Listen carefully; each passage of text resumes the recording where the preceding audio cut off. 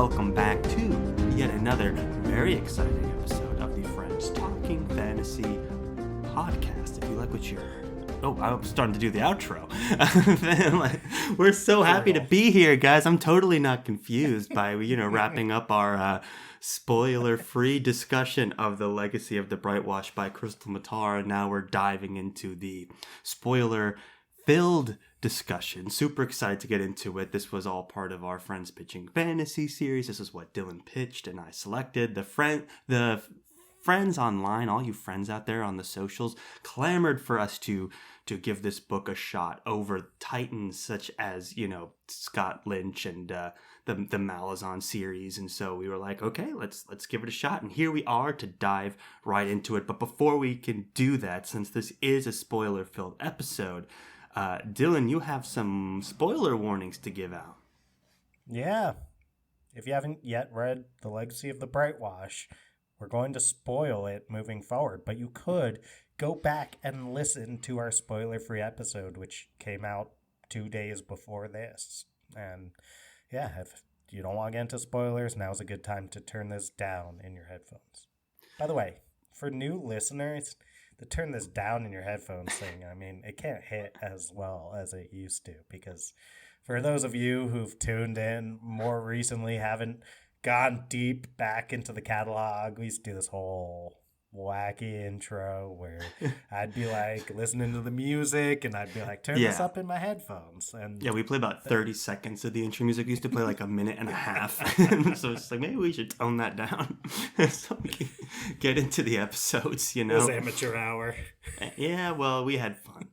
But it makes sense now more than ever, because you used to say turn this up and I would never adjust the volume, and if anything I would fade it out shortly after you said that. So it just wasn't making sense across the board. I think it found a new home in the spoiler warnings of where it belongs. But today it's all about Krystle Matar and her work on The Legacy of the Brightwash. Right, that's where we gotta discuss today. We shared all of our spoiler-free initial thoughts. We read the synopsis of the book. We praised the writing chops of Krystle Matar. We praised the character work, the theme development, and now we're here to really get in there with the details. Isn't that so? That's exactly so, Charles. Where's the best place to start here, then? Because there's so many different elements at play in this book. We can start with the mystery. We can start with the steamy romance that makes Charles blush. We can start with the themes. Where do you want to go first, Charles? That is a great question. I'm thinking, we talk so positively about the characters and themes and things. I think we start in that direction. I think we talk about some of our favorite parts of the book. And for me, I think you just have to start with the character of Toshaway, because I think that is such a large part of this book. We talked a little bit about the theme of you follow the law, but what if the law's wrong? Or what if the law betrays you? And then at what point are you kind of complicit in some of these acts just by believing in authority, and letting some of these things that are wrong happen in front of your eyes? And that all is done really well through, I said slice of life, and I'm starting to more and more believe that that's a kind of story, that this is the slice of life moments we get in the life of Toshaway Blackwood.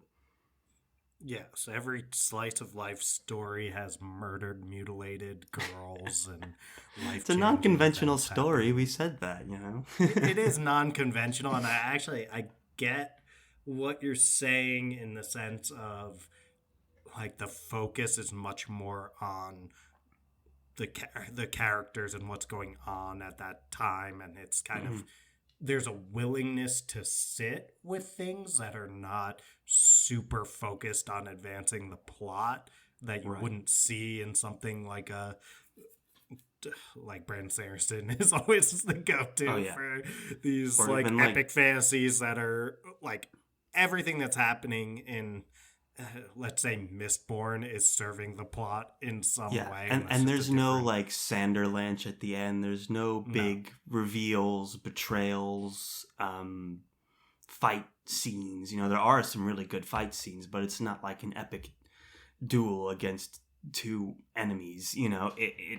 It's very much like you said, Dylan. What I keep, for lack of a better phrase, calling slice of life. But it's like, yeah, the plot is these characters are going about their day to day. They're getting invited to dinners. They're meeting up for coffee. They're talking to toy makers on the streets. They're talking to reporters. They're investigating crimes.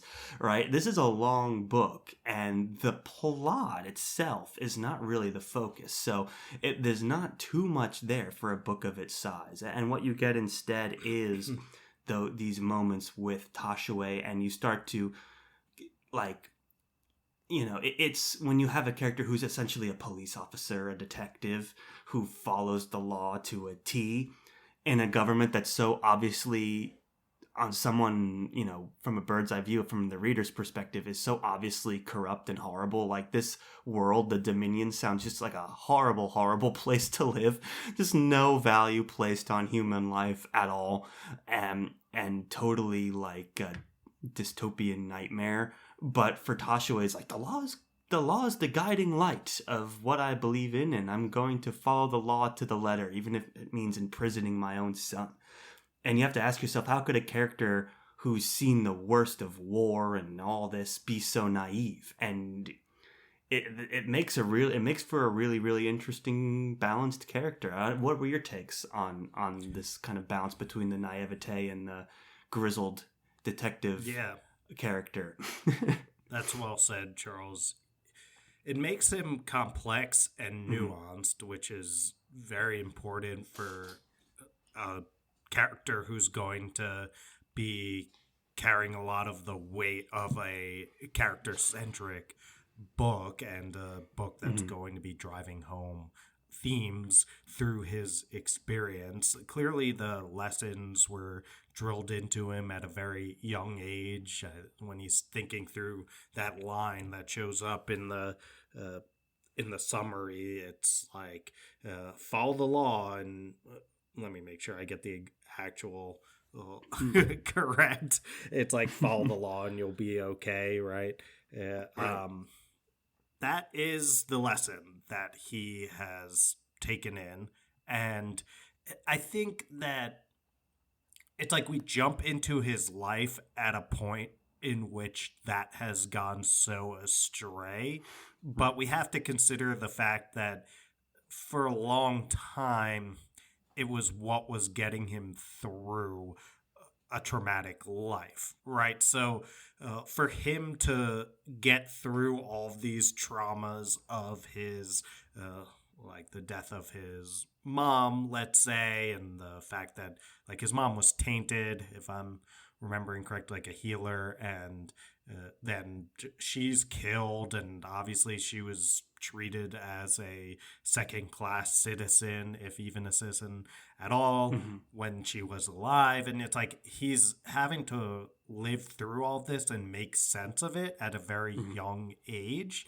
Mhm. And it's almost like you have to believe that the law is in some way good, or it's just like too traumatic to understand as a child. And he's also a military man who obviously had his one moment where he went against the law and got whipped afterward. And you can say, oh, isn't that reason to be like, oh, I guess the law is absolutely corrupt? Sure, but it can also be reason to, just from a purely behaviorist, like psychological standpoint, like I followed the law really long as a military man and everything was going fine, and then there's Right. punishment, like they'd actually call it positive Yeah, and punishment, what's Charles. interesting Uh, about that moment is that's the same moment that the same government uses to prop yes. him up as a war hero now that he's politically interesting, right? So it's like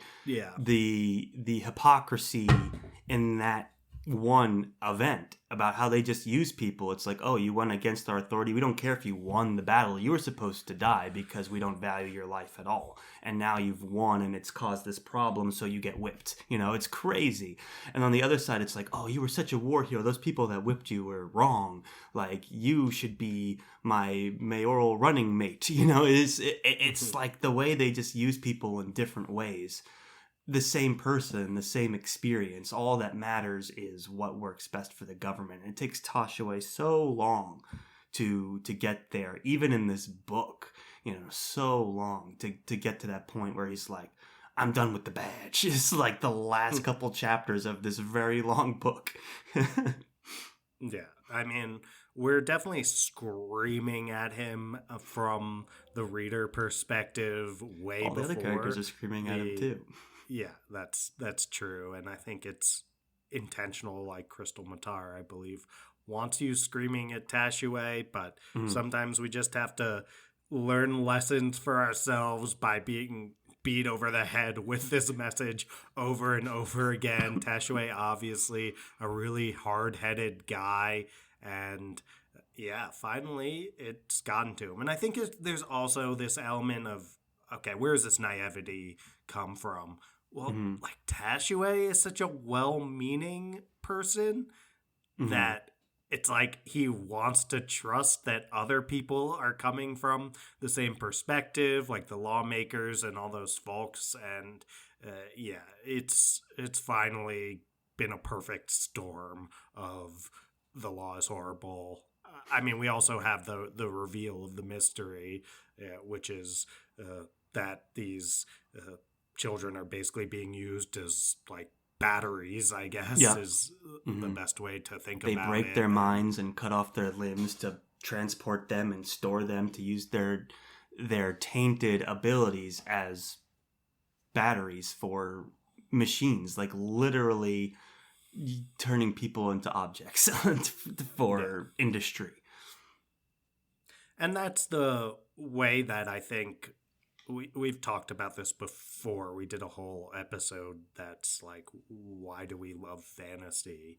That was way back, Charles. But a big thing that we touched on there is we get the opportunity through the addition of magic to like make real actualize some of these metaphorical ideas of like people being made into objects. Like that is kind of a more metaphorical thing in the way the real world that you can see. People, it's like when you recruit 18-year-olds to go fight a foreign war. It's like, how is that any different? Like obviously they're way younger kids and their bodies are being mutilated and this and that, but it brings home what a government is capable of and how it affects people who are part of the system that maybe aren't even directly turned into batteries, but they're still affected.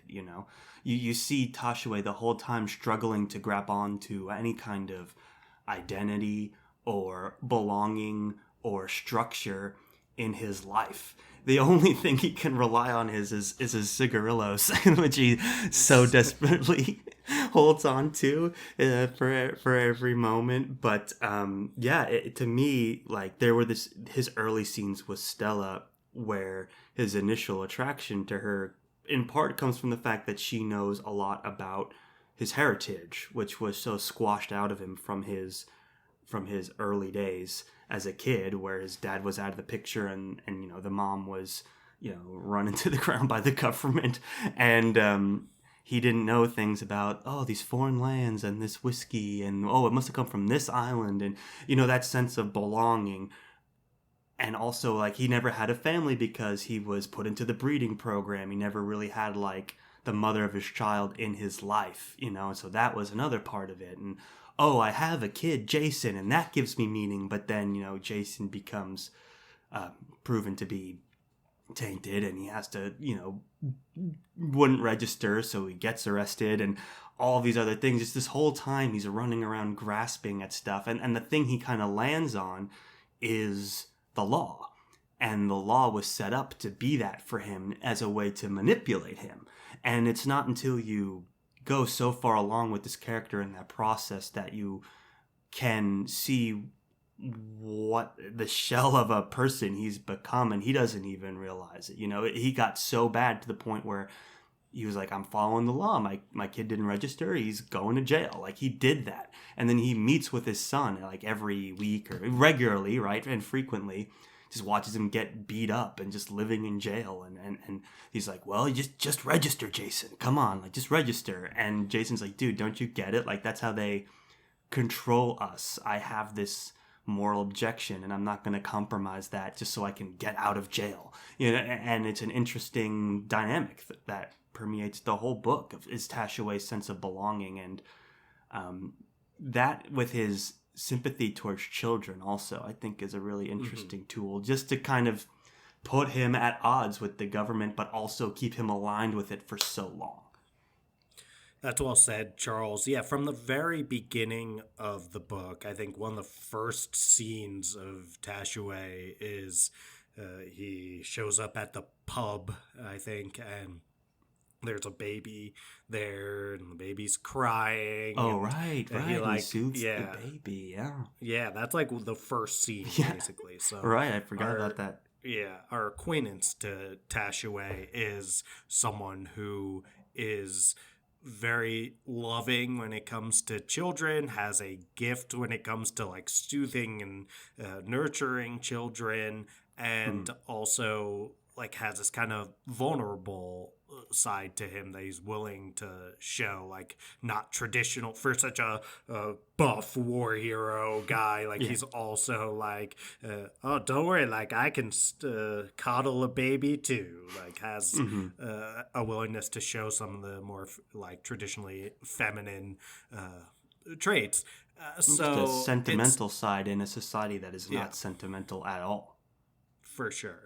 So he's showing up with that, and that's part of why, like Krystle Matar's choice to use what's going on with these children as the impetus for change, like the catalyst that finally pushes Tashaway over the edge. I mean, coupled with his relationship with Stella and, of course, Stella's adopted child, we're getting like perfect storm, as I said earlier, for all right, finally Tashaway has been pushed over the edge between all of these things. It's very well done in terms of a slow burn of the plot, and I would say there's also a slow burn, Charles, when it comes to the romance. We have Tashaway interacting with Stella from the start, and part of what's interesting is he pretty much has feelings for her right away. We also get her point of view, and she pretty much has feelings for Tashaway right away, which is, I think, relatively atypical when it comes to these romantasy type novels. Like, usually they're much more likely to go from the like enemies to lovers. Like, I just hate him so much.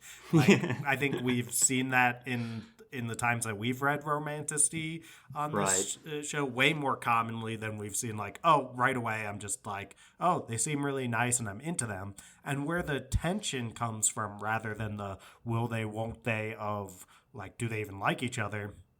Instead, the tension comes from the power dynamic and whether or not Tashaway would be willing to like violate that power dynamic he has over Stella by nature of being her regulation officer. So it's much more in that realm rather than the courting. For sure. And just being someone with the tin badge, right, or the bronze badge where he gets promoted. But it's one of those things where it's like just by nature of even being in law enforcement makes you at odds with what we learned about Stella by the end was that she was a runaway fugitive, like with a false name and,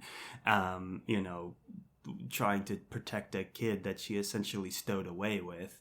And yeah, it just puts her at odds from the beginning. So it's kind of a different way, like you said, Dylan. They're not enemies to lovers. They always had a spark and a connection, but their situation put them at odds for so long.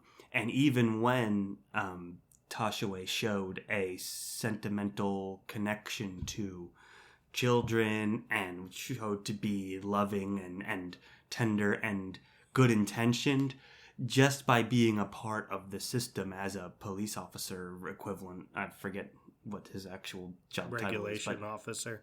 Regulation, just in by being a regulation officer puts him as an enemy to most people.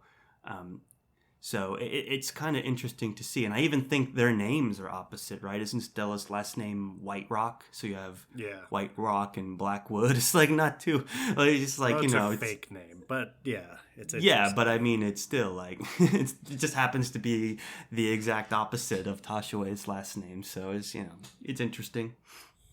That is interesting.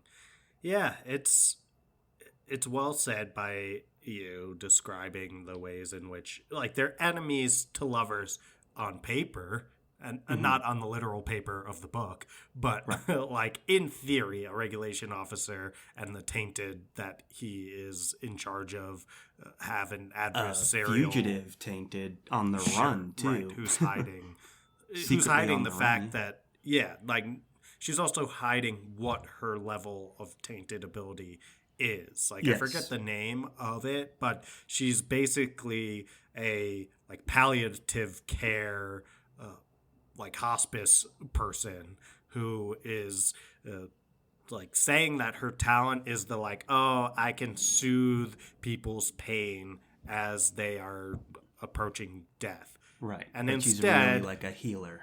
She's a healer, which eventually they kind of catch on to because she just can't help herself from healing people, and then like all like her patients miracles. are right. Like, it just so happens that all of Stella's patients are making these miraculous recoveries, but no one else's are.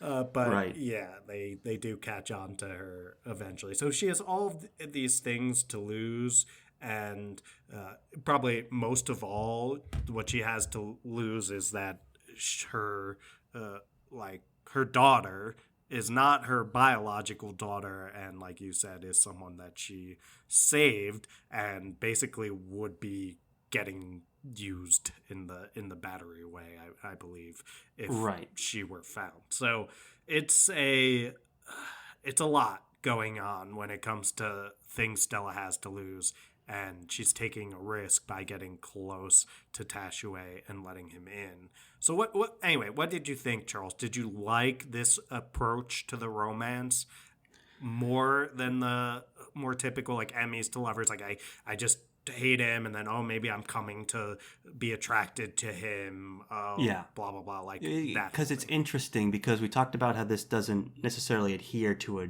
any one genre specifically. And when you think about the romantasy, one of the things that kind of surprised me when we were talking in preparation for this episode and in reading other people's reviews and whatnot, like the romance between Tashaway and Stella drive a lot of the positive reviews. And I was like, I didn't think of this as necessarily a romantic book. It's like, there's like, detailed sex scenes and all of that, and it's steamy. But that make you blush. Oh, like a schoolgirl. Oh, he's blushing again.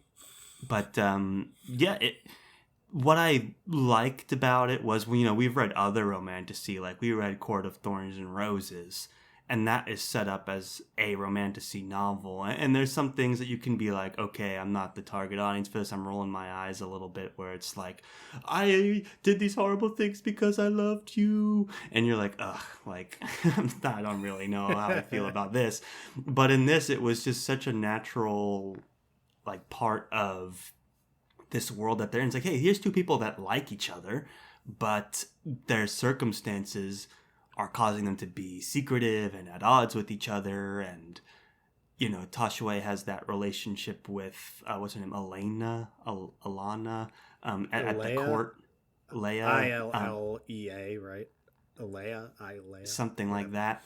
And she knows, and Stella knows about it, and it's like, oh well, we couldn't possibly date, and it wasn't like a cheating thing like that, blah blah blah. So it's like all that stuff is happening, but it's in this depressing world, and it's so oppressive, and they're just trying to survive, but they can't help but form this bond anyway. And to me, that's just a really powerful connection, and it speaks to her, to Krystle's ability to do character work as a way that services the themes, because the themes are more about like oppression and like when does the law, when does following the law become immoral, and and so when you have those themes driving your relationship more than just like, oh, here's two steamy people being as steamy as possible until they finally get together, so much tension. It's like, that's not the case here. I mean, yeah, there's some sexual tension where it's like, oh, they kissed, oh my goodness, but it's not overly sexually charged until they do ultimately become a couple. But I prefer it. I'm always, when it's in service to the character development and the thematic developments, I'm always in favor of it, and that was very clearly a focus for this book. So overall, I ship it, man. I ship it. Well, Charles ships it, and I think that's what's most important. Well said. You make total sense. I kind of where I kind of depart from you is I see the romance as maybe it's really that and the mystery are right up against each other in terms of like tied for what the most like present element of this is. Like I did see it as a romantic book, and I do believe you're more in the minority than me here, which you kind of got at by saying that a lot of the reviews are focused on the romance between Tashue and Stella. But I agree with your point about it's almost the realistic nature of the way the romance kind of plays out makes it not feel as much like a romantasy, which like shouldn't be the case. Romantasy should definitely like have the range of being kind of more silly and campy to being super realistic. I'm not the muscly prince lord of fairies with a huge castle and tons of money, and you're not the young, plucky, humble beginnings innocent person, right? They're two fully grown adults with like mundane entry-level lives wrapped in government conspiracy, so it's like that premise alone totally shifts it.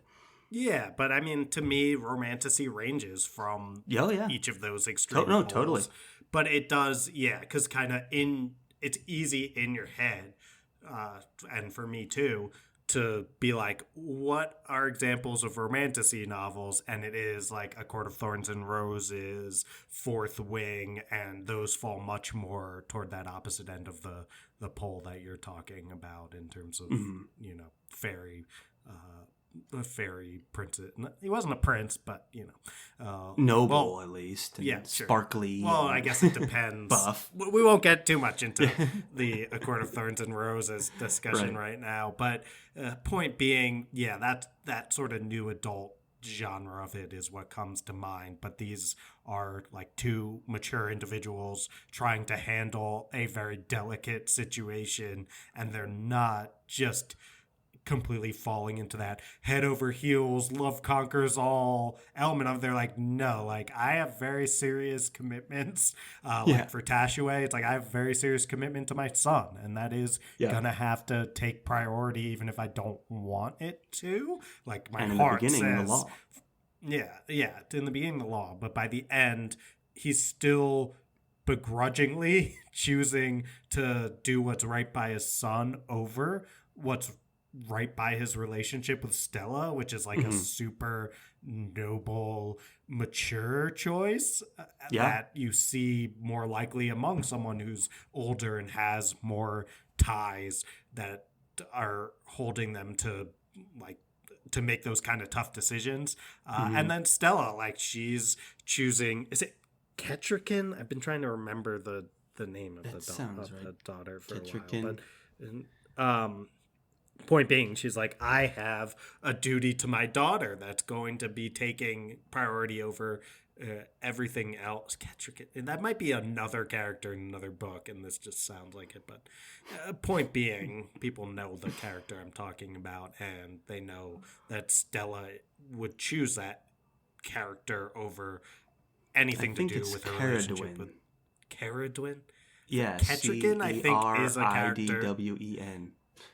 I think Caradwin. Ketrigan is a character in another novel. I just can't think of what Ketrigan novel. sounds so familiar too. Doesn't it? But yeah, it Ketrigan. does. Oh, Robin Hobb. It's the Princess of the Mountain Kingdom, Okay, betrothed yes. to in Robin Hobb's I books. think you just spoiled. I think you just spoiled something. I did. I'll have Yeah. to cut that out. Yeah. For those of you witnessing a cut right now, I just dropped a huge Robin Hobb spoiler by Is it accident. huge? I don't know if it's actually. No, it's totally like- not, but it's just funny. If I read the Farseer trilogy, knowing what you just said, I don't think my enjoyment of the books would be altered at all. So No. But no, anyway, totally not. that's another conversation. So But yeah, Charles, she's a character in Robin Hobb's work that that's we what read recently. my brain Ketrigan. could not process two characters. Not to be confused with Caradwin, the Yes. child of Stella Whiterock in The Legacy of the Brightwash. It was tough for me. Well, the thing is, you said it, and I was like, that sounds right. You know, like, I believed it. And then I was like, wait a second. Like, now your doubting is making me doubt. And then, yeah, we got back to it. We got back to it. Yeah. Okay. So anyway, point being, it's the romance is interesting, different than what we typically think as romantasy novels. I don't know. I've never really seen this characterized as romantasy, like strictly speaking. Like people aren't thinking that, but I guess they think of it more like it's gaslamp fantasy with like steamy romance elements. That's a little Yeah. bit more what you'll hear. But you'll also hear, Charles, grimdark, and we've hinted at Yeah. this before in this episode and in the spoiler-free episode. I would not have independently called this a grimdark novel, and we consider Right. ourselves grimdark connoisseurs to some Oh, degree, yeah. Charles, because we're huge Joe Abercrombie fans. We're huge fans of Mark Lawrence, who has some grimdark work, some not grimdark work, and plenty more grimdark under our belt. So, Charles, what do you think? Would you call this grimdark yourself? I mean, it's arbitrary and independent. You know, The each way person what I can come up back with to their it own is definition. like if I was going into this expecting a grim dark story and it's like, oh, this is a great grim dark novel, I would probably be set up for disappointment, right? Because yes, it takes place in this dystopian world, and there is violence, like he does torture people, and there is gruesome details about joints popping and torturing and blood and guts and shooting people in the head and all this other stuff. And the government is definitely amoral for sure, which is another huge thing. But it's not like there's all these conspiracies and betrayals, and all of our main characters are super nice and hopeful and guiding lights of morality that are trying to just be in love and have a family in a world that's working against them just because of the nature of how dystopian the world is. So is every fantasy book where government equals bad a grimdark book? Like, I don't think so. There's no strict definition of grimdark, but to me it's like there's political fascinations, you have morally gray characters, betrayals, twists and turns, like all of that gray morality, which these characters, like you said, they're lawful good, or at least our buddy Tashue is, and it's that goodness that to me moves it away from the grimdark category. It's close, but it's not a traditional grimdark experience that you're used to with some of the tentpole grimdark series, like Mark Lawrence's Broken Empire, First Law, Game of Thrones. Like, it's not any of those things. Yeah, that's well said, Charles, and I pretty much see it through the same lens. I'd also say in grimdark novels, you generally don't get these, I guess, like, you don't get very clear positive resolution of themes.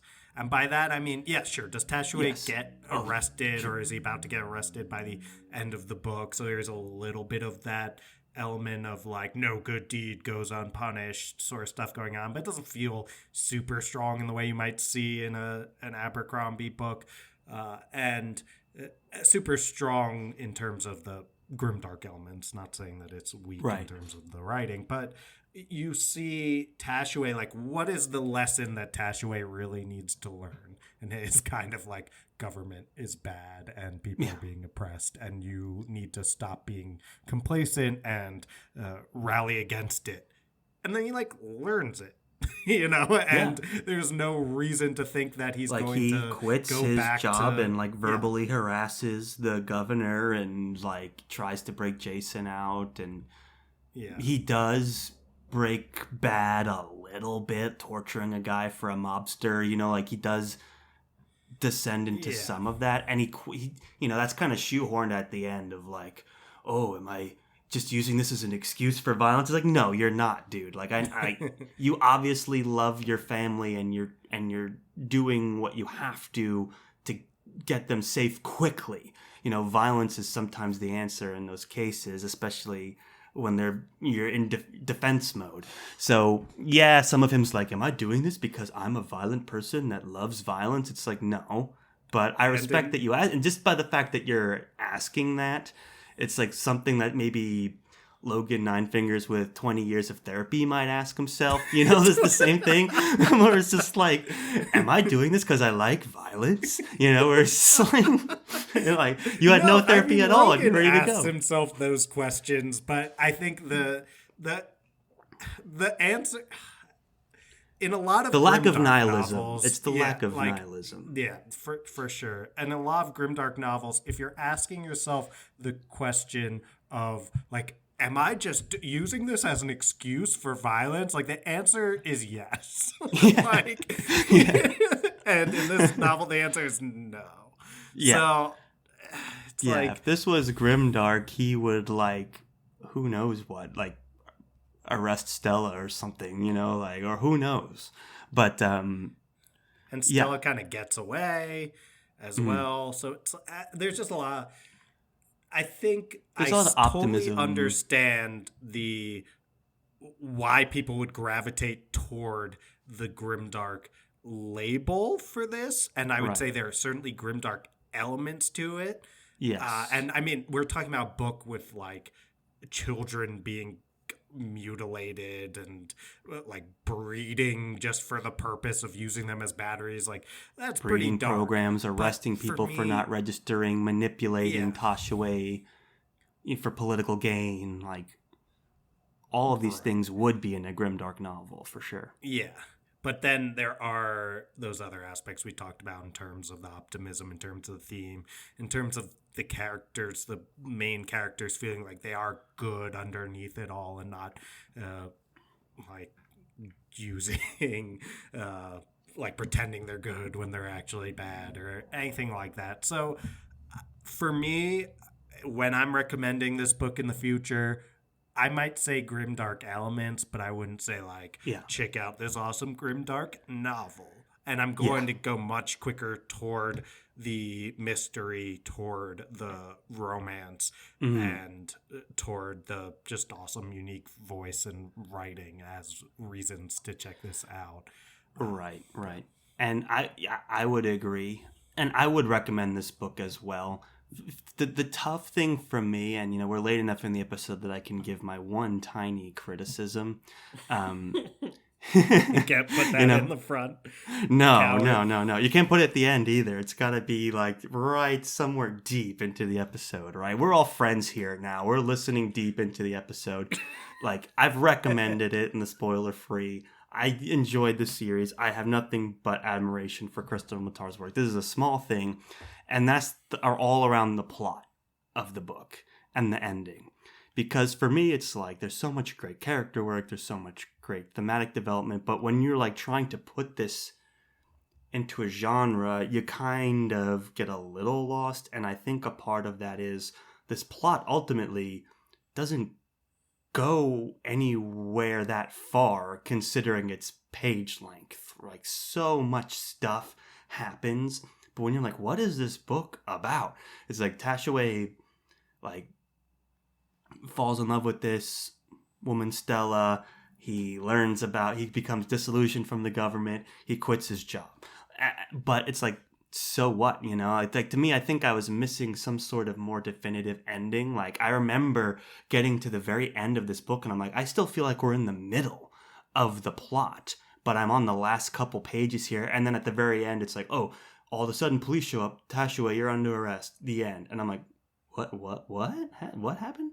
Like, can't we do a little bit more with the ending? Can we juice it a little bit? You know, we hinted so much at their latent powers too. Can we get a little bit of that maybe? Like, I don't know, something a little more of a climactic ending. I just don't think we got. And I just think overall, if I was going to pick something that was a little weaker compared to everything else, it would be the plot. And I don't know if you felt that way, Dylan, but that was my one light criticism, because we get so much great character work. But for me, I was like, man, if we edited this a little bit and had that rising action and maybe a little bit of a Sanderlanche moment and then ended it, would have been so much better. So much better.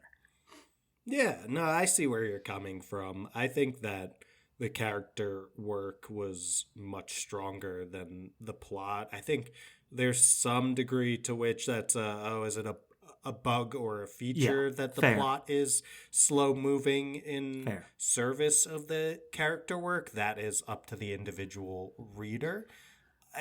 But sure, I did not come away from this being like, there's a reason we've said so many positive words about this without ever yet using the word pacing. Yeah. Right? Like, so when we talk about, let's say, Sarah El-Arifi's The Final Strife, right? One of the things we're quickest to talk about, that has incredible character work and all that stuff too, and the pacing. Like, our go-to thing is how we got E arcs of it. So we're reading the E book of it, and it was before it came out, so it's a little bit of a different version of it, and we didn't really know what the page length was. And then when we'd both finished and we're preparing for our interview with Sarah, I just happened to be looking at the Wikipedia or whatever it was, the Goodreads of The Final Strife, and I was like, let me find the page length now. I was like, 640 pages in hardcover? And I immediately I texted you and I was like, was it that dude, long? Like, did you know that this book was 640 pages? And both of us were like, dude, I thought it was like 400 with how quick this moved and how it's like a constant action, so it feels super quick. It moves.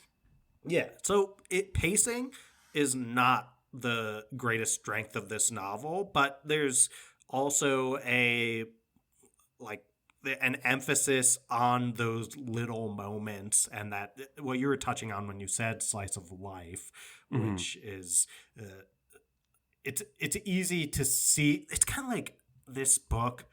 It's like a stew, you know? It's got all these little different elements in it mixed together, and the slice of life is one of the ingredients. It's subtle. It's like you taste it if you have a very refined palate, like you do, of course, Charles, when you're reading this book. Now you like it because I'm complimenting you. But yes, it's and we're talking about food also. I'm following. Yeah, it's perfect. Compliments and food.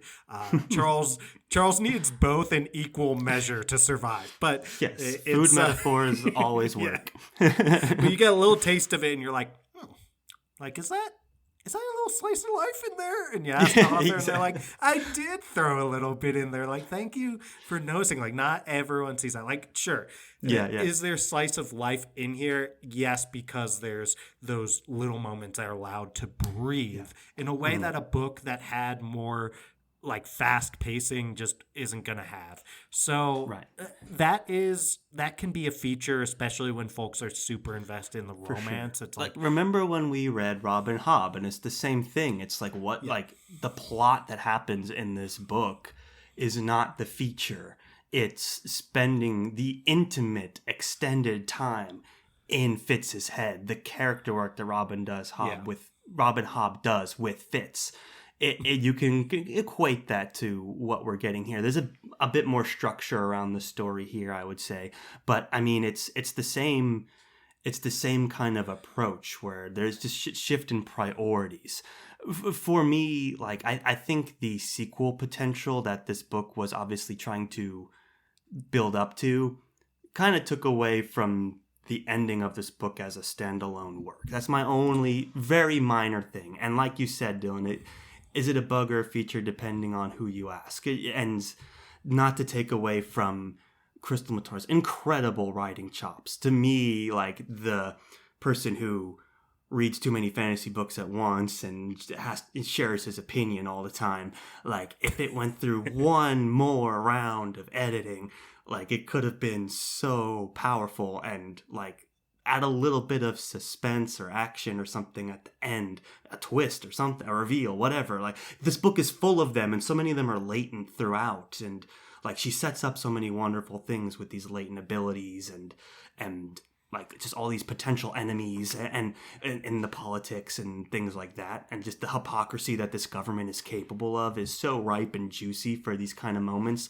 We didn't really get one.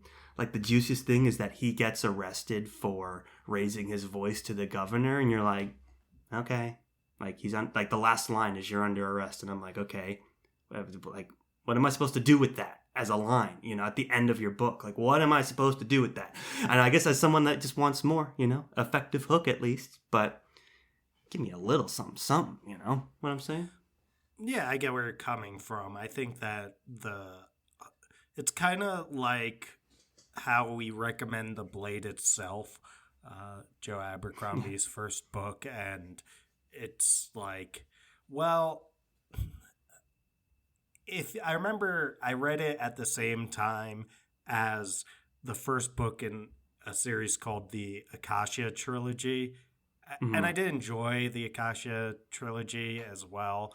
And is a good recommendation for people who are big fans of Game of Thrones, because there's a lot of, I think, Game of Thrones inspiration there. But anyway, point being, I read these both a long time ago, and I remember saying to you afterward, far before Friends Talking Fantasy existed, I was like, uh, dude, if you looked at the Wikipedia pages for both of these novels I just read, like in a Mm-hmm. summary, like Right. what happens in the first law and what happens in the Akasha trilogy, you'd be like, holy crap. Like the Akasha trilogy's first book, I think it's just called Akasha or something. It is probably so much better and so much more entertaining, because all of Yeah. this Right. wacky stuff, like intense twists, all this stuff is happening. And then it's like, if you read the Blade itself, it's like, did anything happen in this book at all? So And true. I'm like, I don't think you'd read First Law yet at that point. And I was like, dude, but please read the Blade itself, because it is so much better than the other book, like, to be frank. And it's like a, 5 stars, like, feels like, wish you could give it 6-star rating is Mm. our opinion on, like, all of Abercrombie's work. Like, that's some of our favorite work, maybe our favorite work in the whole genre. And So then it's true. like, and this other book was good. Yeah. So it's And like, and you let's don't be need honest, the like, I big, compared yeah. it to a Sanderlanche, but Sanderson can sometimes write to a formula so much that it takes away from the character work, right? So there's no one size fits all here.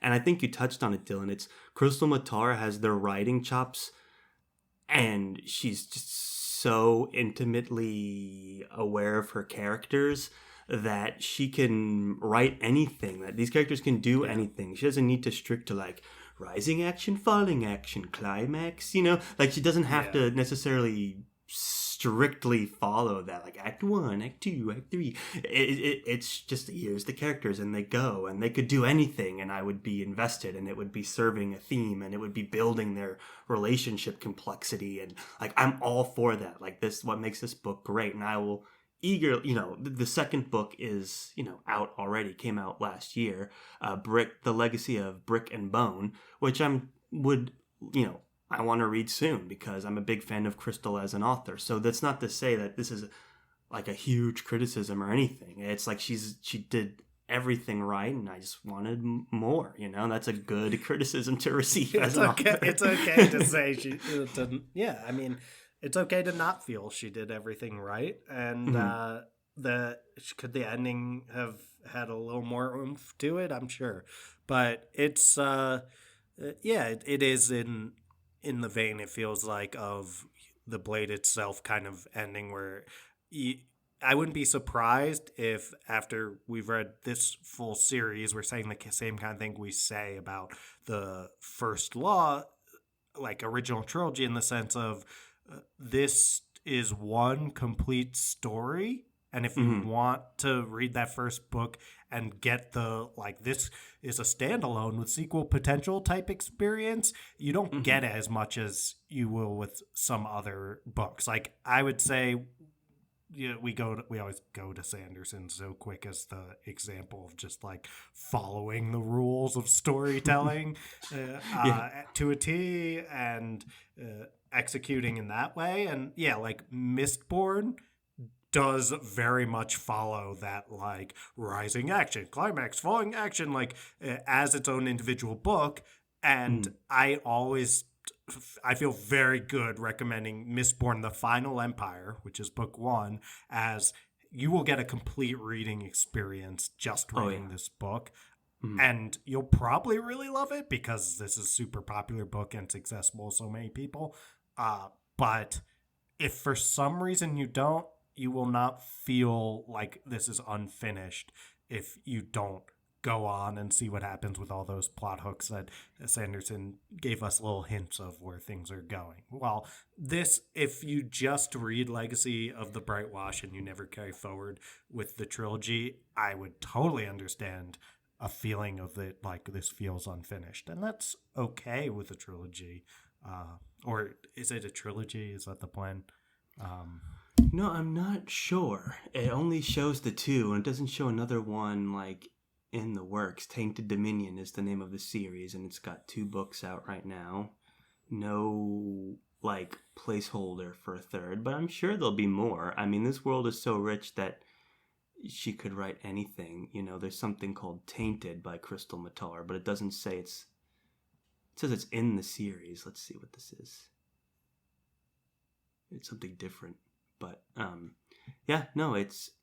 it's like I said, I'm now officially a big fan of Krystle Matar, and I'm very impressed by her abilities as an author, and I can't wait to read more, essentially. And you know, there was a lot that I really enjoyed about the book, so definitely one of those things where she's got 2 books out right now. Like the bigger her library is, like, and the more we can enjoy it, and the more she writes as she goes, I think we're in for a lot of really great reads, and I'm looking forward to her trajectory as an author and where it goes, because she's got, you know, so much success already, and still what I feel like so much potential as well. So I'm just super excited about the series as a whole and where it's going to go, and big fan of Legacy of the Brightwash on its own as well. Yeah, totally agree, Charles. Well said. Feel like we've said our piece on this, so I think so.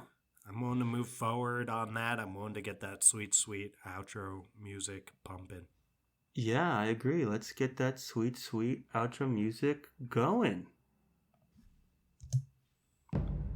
Thank you all, one and all, for listening to yet another very exciting episode of the Friends Talking Fantasy Podcast. podcast. If you like what you heard today, if you want to support the show, do that by following and engaging with us over on social media. That's at the FTF Podcast on Instagram and TikTok, and at the FTF Podcast with the number 1 at the end on Twitter.